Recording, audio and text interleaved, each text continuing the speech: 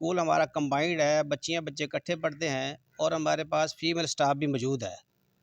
दीवार गिरने की वजह से, स्कूल डैमेज की वजह से बच्चों का पढ़ाई का बहुत मुतासर हुआ है।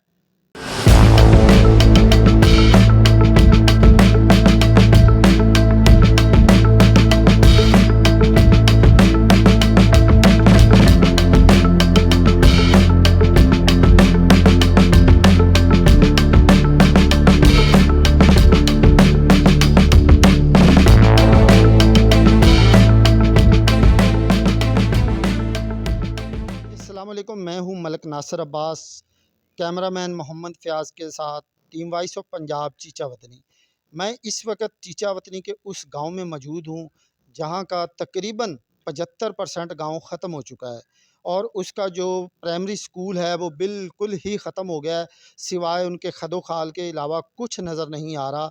आप ये देख सकते हैं मेरे अक़ब में भी और दाएं बाएं, ये अगर मेरा कैमरा मैन आपको दिखा सके तो ये देखिए सारी दीवारें गिर चुकी हैं, कमरों के जो फ़र्श हैं वो भी बैठ चुके हैं और इसमें बिल्कुल ही जो है वो ख़त्म हो गया, ये पढ़ाई के काबिल अब नहीं रहा। तो हमारे साथ इस वक्त जो इस स्कूल के टीचर हैं मुनीर साहब, वो हमारे साथ मौजूद हैं। उनसे जानते हैं कि क्या नुकसान हुआ और वो क्या चाहते हैं, इसके बारे में हमें बताएंगे। जी बताइएगा मुनीर भाई। अस्सलाम वालेकुम जी। सर, मैं ये बताना चाहता हूँ, ये स्कूल हमारा कंबाइंड है, बच्चियाँ बच्चे इकट्ठे पढ़ते हैं और हमारे पास फीमेल स्टाफ भी मौजूद है। दीवार गिरने की वजह से, स्कूल डैमेज की वजह से बच्चों का पढ़ाई का बहुत मुतासर हुआ है। सिलसिला अभी तक स्कूल क्लोज़ चल रहा है। तो हम महकमे से और आला हुकाम से अपील करते हैं कि जितनी जल्दी हो सके इस नुकसान को पूरा किया जाए और सबसे पहले जो है वो चारदीवारी ज़रूरी है, ताकि बच्चे पर्दे में बैठ के, बच्चियाँ या फीमेल स्टाफ है वो आप बैठ के बच्चों को तालीम दिला सकें।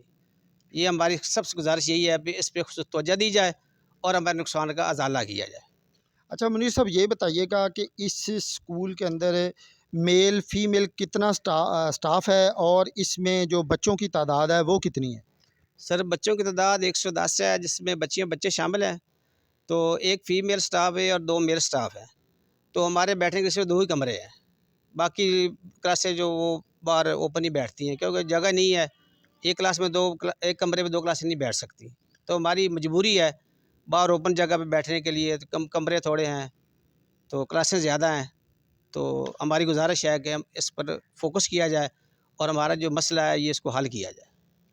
जी, आपने सुना मुनीर साहब की बातें। उनका कहना है कि एक तो यहाँ पे कमरों की कमी है, यहाँ पे अगर गवर्नमेंट चाहे तो यहाँ पे कुछ और कमरे बना के इनको दे दे, और दूसरे नंबर पे इस वक्त ये मुकम्मल तौर पे तबाह हो चुका है, इसके फ़र्श बैठ गए हैं, इसकी दीवारें गिर गई हैं। ये इस वक्त बच्चों को एंट्री के लिए बिल्कुल ही नहीं ठीक। इसका मुकम्मल चेकअप हो ताकि कोई कमरा डैमेज तो नहीं है, कल को कोई कोई हादसा ना पेश आ जाए। तो गवर्नमेंट से ये अपील कर रहे हैं और मैं भी चाहता हूँ कि यही गवर्नमेंट से ये कहूँगा कि बराए मेहरबानी इस स्कूल पे तवज्जो दी जाए, ताकि ये इंसान का बुनियादी हक है और उसको ये मिलना चाहिए।